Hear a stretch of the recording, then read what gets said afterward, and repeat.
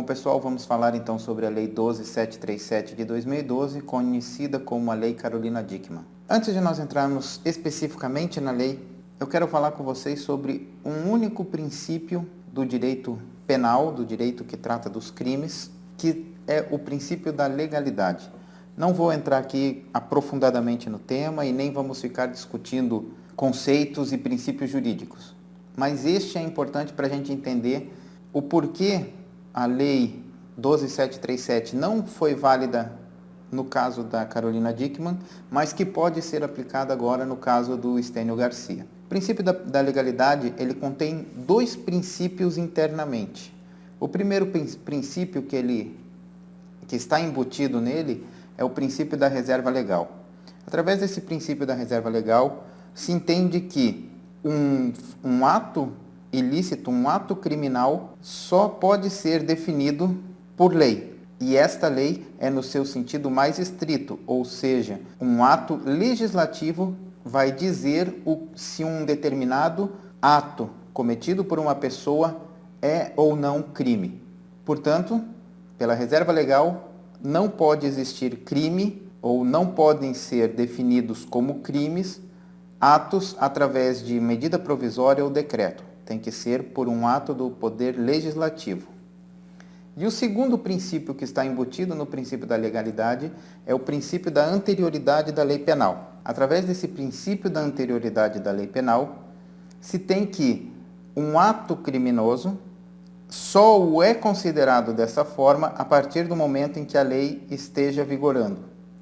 Se a lei que determina aquele ato como criminoso não estiver vigorando, os atos não podem ser punidos criminalmente. Existe uma exceção a esta anterioridade da lei penal, que é nos casos em que já existe uma lei que define como um crime um determinado ato, e uma lei posterior vem e reduz ou beneficia no aspecto da pena aquele crime. Então, esta nova lei vai retroagir no tempo, ela vai voltar para o passado para beneficiar os criminosos que cometeram aquele delito. Todo mundo já deve saber do caso da Carolina Dickmann, que aconteceu, que ela teve as suas fotos vazadas na internet, depois que hackers invadiram seu computador, pegaram essas fotos e tentaram extorquí-la por um determinado período, e depois que ela não cedeu às pressões desses criminosos, ela teve essas fotos vazadas na internet. A partir daí, ela abraçou a causa, abraçou a punibilidade desse tipo de delito, e por isso que a lei acabou tendo o seu nome. A Lei 12.737 de 2012 já vinha tramitando no Congresso através de um projeto de lei, o projeto 2973 de 2011. A partir do momento que a Carolina Dickmann abraçou a causa, então esse projeto de lei passou por um trâmite super rápido, muito acelerado, e acabou se transformando em lei no ano de 2012, a Lei 12.737. Foi nomeada como Lei Carolina Dickmann justamente por todo o engajamento que a atriz teve nesse processo. Esta lei vem com fins a tipificar os crimes informáticos. Até este caso, da Carolina Dickmann, não havia uma lei específica para os crimes de informática. Todos os crimes que eram realizados desta forma acabavam caindo para outros tipos penais, como furto, extorsão, etc. Esta lei trouxe uma alteração no Código Penal. Houve o acréscimo dos artigos 154A e 154B. Existem ainda outras alterações menores, mas o que nos interessa para o caso são os artigos 154A e 154B. Importante aqui a gente deixar claro que os crimes tipificados por essa lei são os crimes cometidos contra o computador da vítima, contra os dispositivos informáticos da vítima, e não com o computador do meliante. Que são os delitos informáticos? O artigo 154A diz que os delitos informáticos são aqueles provenientes da invasão de um dispositivo informático alheio, conectado ou não à rede de computadores, mediante violação indevida de mecanismo de segurança e com o fim de obter, adulterar ou destruir dados ou informações sem autorização expressa ou tácita do titular do dispositivo, ou ainda instalar vulnerabilidades para obter vantagem ilícita. A pena, neste caso, vai ser de detenção de 3 meses a 1 ano e multa. Vamos destacar alguns pontos importantes aqui desse caput do artigo 154-A. Ele prevê que haja uma invasão do dispositivo informático alheio. O segundo ponto importante a se destacar aqui é que tem que haver uma violação indevida de mecanismo de segurança. O que acontece se no computador ou no dispositivo informático não tiver um sistema de segurança? Se não tiver um firewall, se não tiver um antivírus? Se não tiver isso, não se fala em invasão e não se fala em violação indevida que caracterizaria o crime. Então, a partir do momento que um computador não tem nenhum mecanismo de segurança, não está, lógico, alguém acessa as informações dentro dele de forma indevida, pode-se dizer que não está tipificado na lei.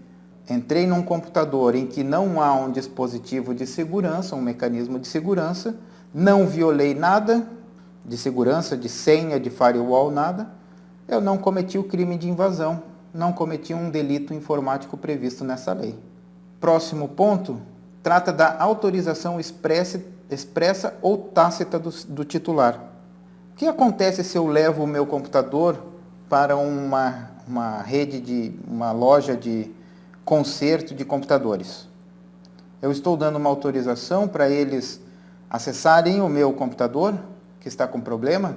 Não tenho nenhum contrato, não tenho nenhum documento afirmando isso, mas eu estou tacitamente autorizando eles a acessar o computador. Aqui entra uma série de situações que podem ser debatidas por dias até que se chegue a alguma solução ou algum entendimento não unânime, mas da maioria em relação a esse tipo de autorização expressa ou tácita do titular. Mas é bom a gente ter em mente também esse ponto elencado aqui como importante desse caput.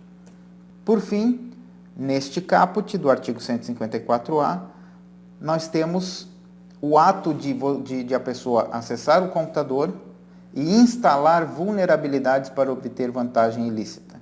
Ou seja, ele instala uma vulnerabilidade, instala um software que vai derrubar ou que vai permitir que ele acesse remotamente o computador e que possibilite esse infrator de obter algum tipo de vantagem ilícita.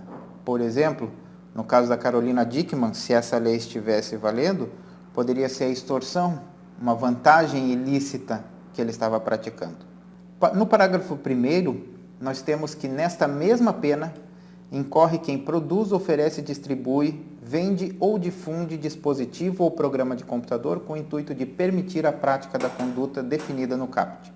Ou seja, assim como quem pratica o ato, aquele que auxilia de alguma forma, distribuindo, oferecendo, produzindo, difundindo o dispositivo ou os programas de computador que facilitem, que permitam a prática do crime, também serão punidos com detenção de 3 meses a 1 ano e multa.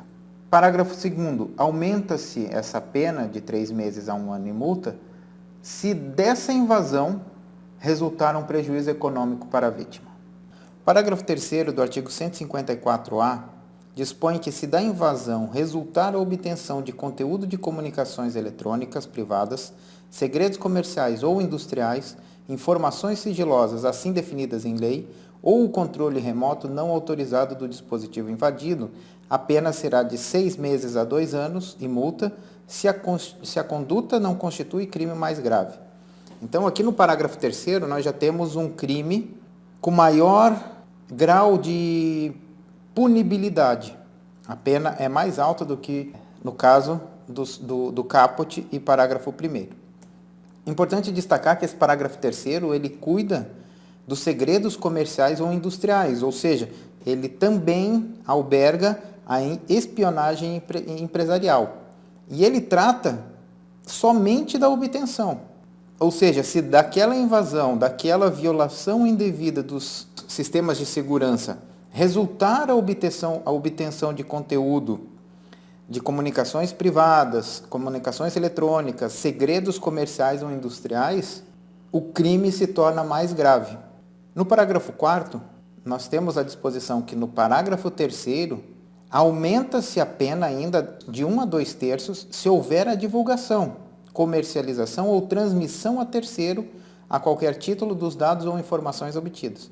Então, a partir do momento que eu obtive, eu me enquadro em um determinado crime. E se eu distribuir esse conteúdo obtido, ele já aumenta ainda mais a pena, porque eu já me enquadro numa outra situação, num outro delito dentro do próprio crime. Na continuidade do 154A, que nós não vamos tratar, ele faz um aumento de pena também, se for no caso de presidente da República, Congresso Nacional e assim por diante, administração pública. O artigo 154B, que também foi incluso por essa Lei 12.737 no Código Penal, prevê que nos crimes definidos no artigo 154A, ou seja, nos crimes cibernéticos, somente se procede mediante representação, salvo se o crime é cometido contra a administração pública e demais entidades federativas ali. Veja que a vítima precisa demonstrar a sua vontade em ver os autores punidos. É uma ação pública condicionada à representação. Era isso, pessoal. Espero que tenha conseguido passar um pouquinho da lei. E qualquer dúvida, temos o nosso canal de comunicação, deixe o seu comentário,